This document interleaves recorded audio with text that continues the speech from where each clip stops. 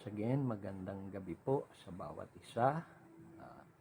Welcome po tayo sa ating Bible study online.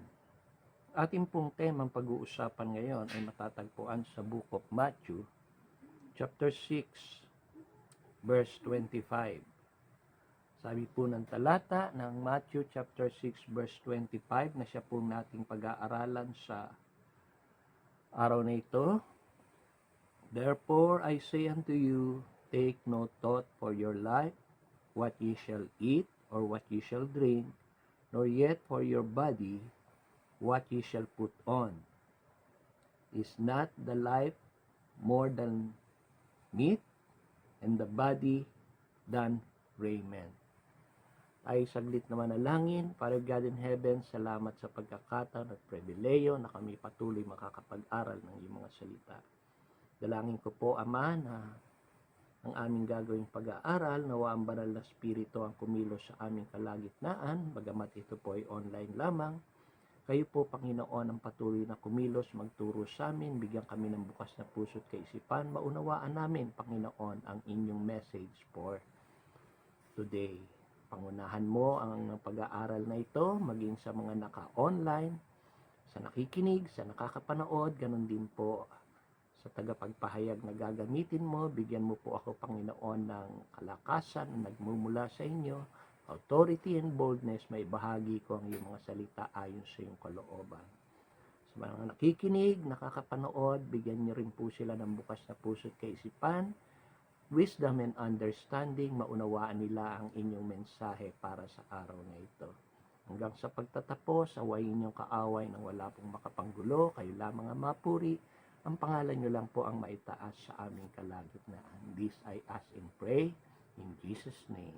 Amen and amen. So, ang sabi po ng ating talatang pag-aaralan, therefore I say unto you, take no thought for your life, what you shall eat or what you shall drink, nor yet for your body, what you shall put on. Is not the life more than meat, and the body than raiment? Okay? Na-translate natin ito sa Tagalog. Sa makatuwid, sinasabi ko sa inyo, huwag ikabahala ang para sa inyong buhay. Kung ano ang inyong kakainin o kung ano ang inyong iinumin, ni kahit para sa inyong katawan, kung ano ang inyong isusuot. Hindi ba ang buhay ay higit kaysa pagkain at katawan kaysa kasuotan? So makikita natin dito, binanggit po yung mga ginagawa natin sa araw-araw. Yung mga rason kung bakit tayo naghahanap buhay at yung mga nagbibigay sa atin ng stress. Nagbibigay sa atin ng suliranin. Ba? Kasi sabi diyan, no, kung ano ang inyong kakainin o kung ano ang inyong iinumin, ni kahit para sa inyong katawan. This three simple things, ito yung mga regular na nagiging problema natin sa araw-araw. At ito po pala ay pinagbabawal ng salita ng Diyos. These things are forbidden. Yung tinatawag na worldly care. Yung worldly care is forbidden by the Bible. Okay? So kung makikita natin, sa aklat ni Lucas chapter 10 verse 41, makikita natin yung isang ehemplo rito na sinaway niya itong si Marta dahil si Marta ay abalang-abala dahil nandoon nga ang Panginoon sa kanilang tahanan at si Mary naman ay nakikinig lamang sa paanan ng Panginoon. So, sabi ni Marta, Lord, sawayin niyo nga yung aking kapatid. Okay? Sabi niya ganon. Kasi, iniwan niya ako upang maglingkod mag-isa. Para po kay Marta ang paglilingkod, yung ginagawa niyang pagiging abala sa paghahanda. Marahil sa pagkain ng ating Panginoon, sa kakainin ng ating Panginoon, paghahanda doon sa kusina. At ganun din po yung paghahanda sa matutulugan ng ating Panginoon. Yung po ang inaasikaso nitong si Marta. Kaya nga po sabi doon sa verse 40 ng Lucas 10:40, but Martha was cumbered about much serving and came to him and said, Lord, dost thou not care that my sister had left me to serve alone? Bid her therefore that she help me. Yun, ang sabi po ng ang sabi po ni Martha sa Panginoon. Pagdating sa verse 41, ano ang sagot ng ating Panginoon? And Jesus answered and said unto her, Martha, Martha, thou art careful and troubled about many things, but one thing is needful, and Mary had chosen that good part which shall not be taken away from her. Ayun. Imbis na sawayin nitong si Jesus, itong nakababatang kapatid na si Mary, ang sinagot niya doon sa ate kay Martha, Martha, Martha, ikaw ay nababalisa at nababagabag tungkol sa maraming mga bagay. Datapwat, iisang bagay ang kinakailangan at pinili ni Maria, yaong mabuting bahagi na hindi na maiaalis mula sa kanya. Kaya nga po sinasabi ko sa inyo na itong pag-worry ay hindi po maganda. Ito po hindi nakakapagbigay sa atin ng tulong. Sa halip, ang binibigay nito, stress, problems, pag-aalala, pagkabalisa, yung anxiety. Okay? Kaya po pala ito'y pinagbabawal ng salita ng Diyos. These things are forbidden. Yung tinatawag na worldly care. Yung worldly care is forbidden by the Bible. Okay? Ayaw po ng Panginoon na tayo ay natataranta, nababalisa, namumroblema, at ayaw ng Panginoon na tayo po ay hindi umaasa sa Kanya. Gusto po ng Panginoon na lagi tayong umaasa sa Kanya. Pwede nga natin i-request yan sa Panginoon eh. Tinan nyo ha, instead na tayo po ay mamroblema, pwede natin i-request yan sa Panginoon eh. Tinan nyo po dun sa Philippians chapter 4 verse 6. Philippians chapter 4 verse 6. Basahin ko po sa inyo. Chapter 4 verse 6 ng Philippians. Be careful for nothing, but in everything by prayer and what? Supplication with thanksgiving. Let your request be made known unto God. Ayun. Ang gusto ng Diyos, i-request natin sa Kanya. Instead na mabigatan tayo kapag dinala natin ito. Okay? Yung kabigatan, pwede naman pala natin i-request sa Panginoon. Bakit hindi natin ginagawa? Gawin po natin yon. Isa pa po, 1 Peter chapter 5 verse 7. Ano po sabi ng 1 Peter chapter 5 verse 7? Casting all your care upon Him, for He careth for you. Iyon. Casting all your care upon Him, for He careth for you. Alam nyo, pag tayo po ay patuloy na nag-worldly care, okay? Ito po ay, una sa lahat, ito po ay profitless. Worldly care is profitless. Wala tayong mapapala. Wala pala tayong mapapala. Bakit tayo nag-worldly care? Bakit tayo nababalisa sa napakaraming bagay na wala naman pala tayong mapapala? Tignan natin yung sinasabi ng Psalms 39 verse 6 about worldly care. Psalms 39 verse 6.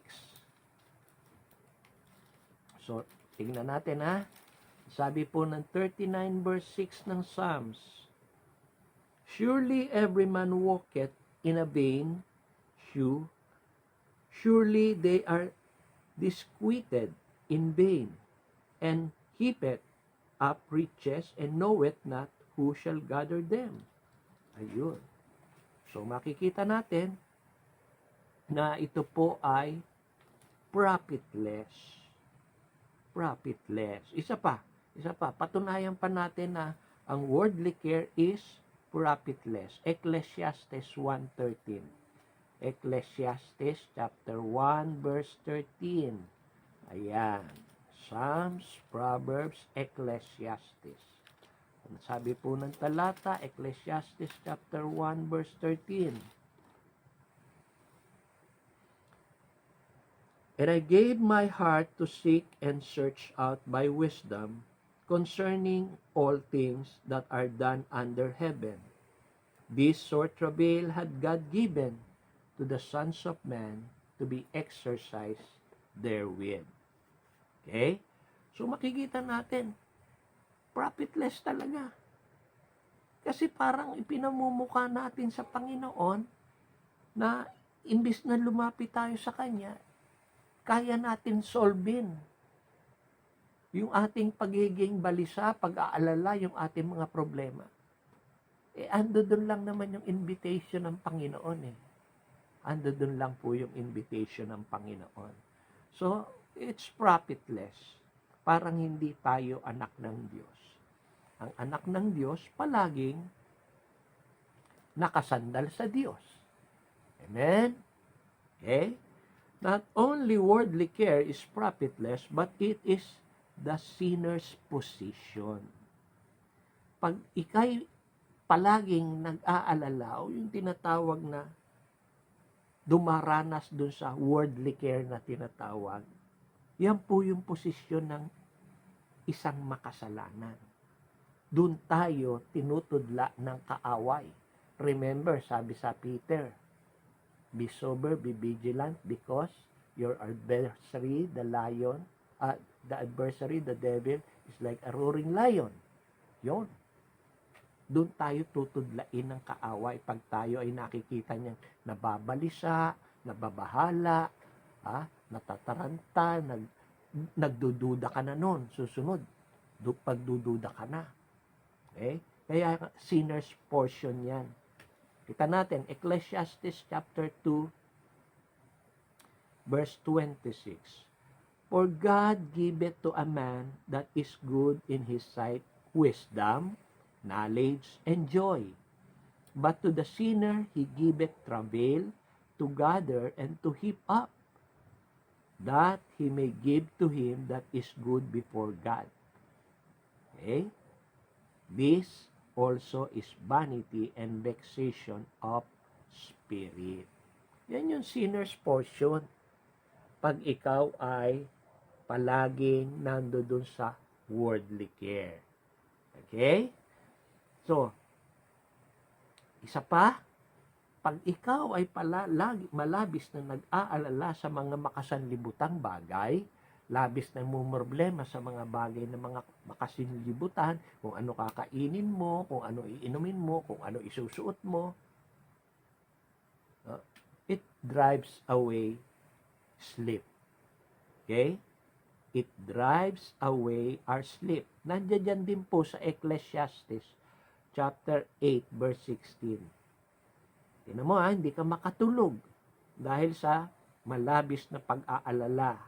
When I applied mine heart to know wisdom and to see the business that is done upon the earth, is that neither day nor night seeth sleep with his eyes. Hindi tayo makapagtulog. Kasi balisa ka problemado ka nag-iisip ka ng kung ano-ano. Humihingi ka ng solusyon o nag-iisip ka ng solusyon. Sabi ng Panginoon, anak, nandito lang ako. Ba't hindi mo ipag-pray? Sabi niya nga, di ba, ask and it shall be given you. Seek and ye shall find. And then what? Knock and it shall be open unto you. Lapit lang natin sa Panginoon.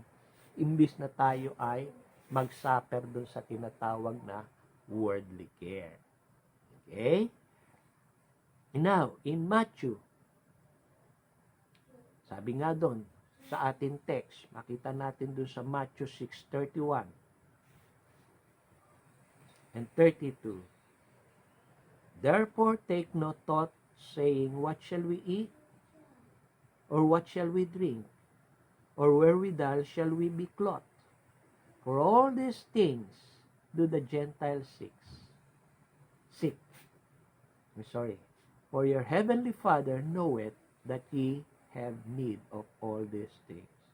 Yun naman pala alam na naman pala ng Panginoon kung anong pangangailangan natin sa araw-araw eh. Diba? Kaya nga po dun sa kanyang tinatawag na example na panalangin dun sa Lord's Prayer eh. Kasama na yun eh. Minention niya na yun eh. Give us this day our daily bread. Diba? Yun ang pangangailangan natin eh. Araw-araw. Kaya nga, our daily bread. Ibig sabihin, we distrust the God's providence.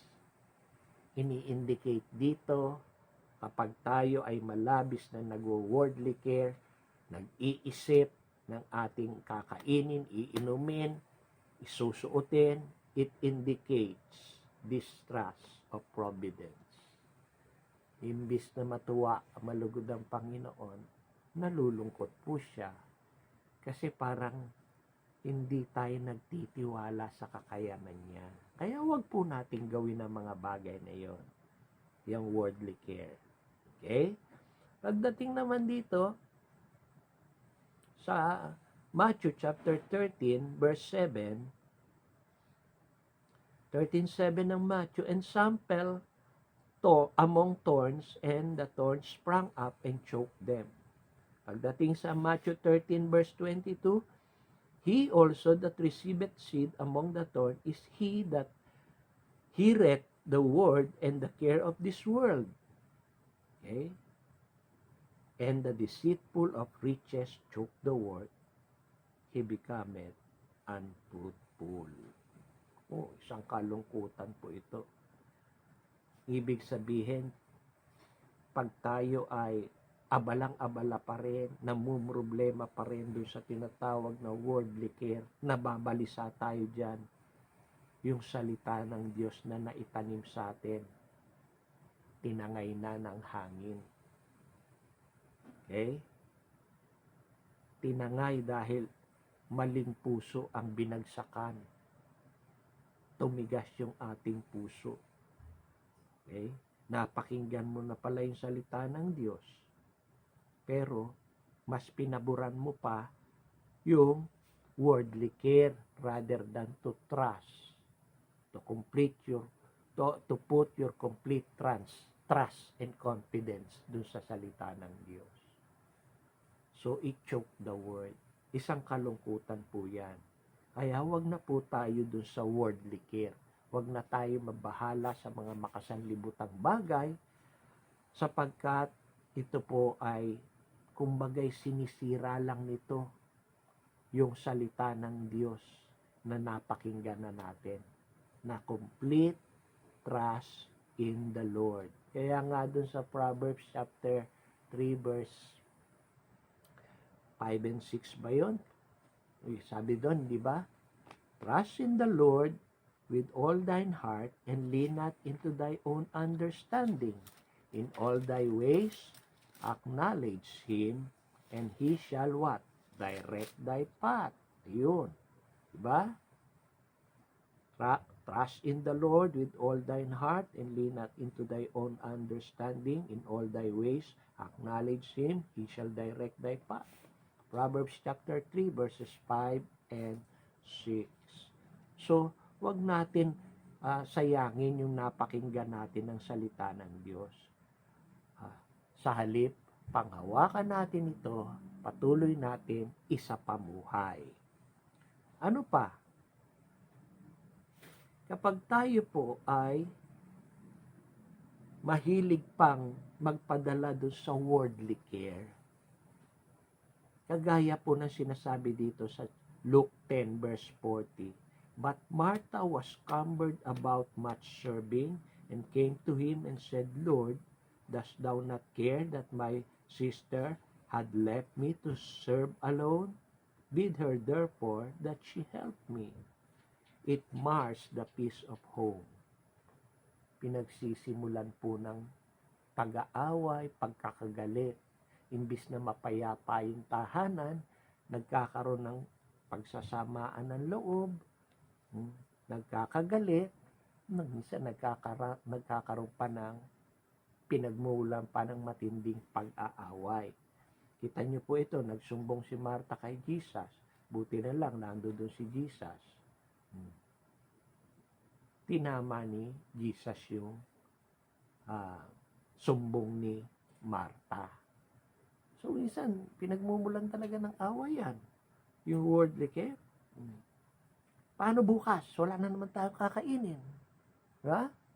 Pinagmumulan ng away yan ng mag-asawa, ng pamilya. Ako na nga nagbili ng bigas nung nakaraan. Ako na naman ngayon. Abay, tumulong naman kayo. Something like that. So, yan po ay pinagmumulan ng away. Kaya yung peaceful na tahanan, hindi nagiging peaceful. Why? Because of worldly care. Worldly care. Okay? Diyan po mapasok yung for the love of money is the root of all evil. Diyan po yan pumapasok. So instead of doing those things, yung worldly care, remember, ano-ano ang ibubunga nito? Okay? It is profitless. It is the sinner's portion. It drives away sleep. It indicates a distrust of providence. It chokes the word and mars the peace of home. So mga kapatid, simple lang ang message. Let us just put our complete trust and confidence doon po sa ating Panginoon. Kaya nga po ang conclusion natin, inabanggit ko kanina yung sinasabi ng Proverbs chapter 3 verses 5 and 6. Trust in the Lord with all thine heart and lean not into thy own understanding. In all thy ways acknowledge Him and He shall direct thy path. So tayo po'y manalangin.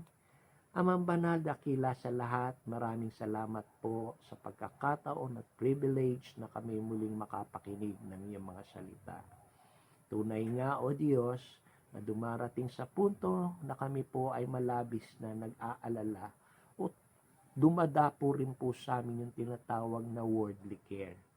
Namumroblema po kami, saan kami kukuha ng pagkain, saan kami kukuha ng inumin, saan kami kukuha ng isusuot.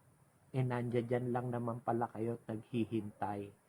Sa munting panalangin, maiipaabot na namin sa inyo ang aming mga pangangailangan sa araw-araw. At bigyan po namin nawa ito ng diin sa aming buhay na laging magtiwala lang sa inyo sapagkat kayo po ang siyang magpo-provide ng lahat ng aming pangangailangan sapagkat kayo po ang tunay at buhay na Diyos na makapangyarihan sa lahat. Maraming salamat muli, Panginoon, sa araw na ito. Salamat po sa pag-aaral ng iyong mga salita. Salamat po sa message. Patuloy niyo po kaming bigyan ng maayos na maghapon, peaceful at productive na maghapon, Panginoon. Ingatan niyo rin po ang aming mga unsaved loved ones, maging ang loved ones namin na saved na hindi namin kapiling sa mga oras na ito. All this I ask and pray in Jesus' name. Amen and amen. Maraming salamat. God bless you sa Front Philippines and the rest of the company of the Los Santos family. Stay safe. God bless.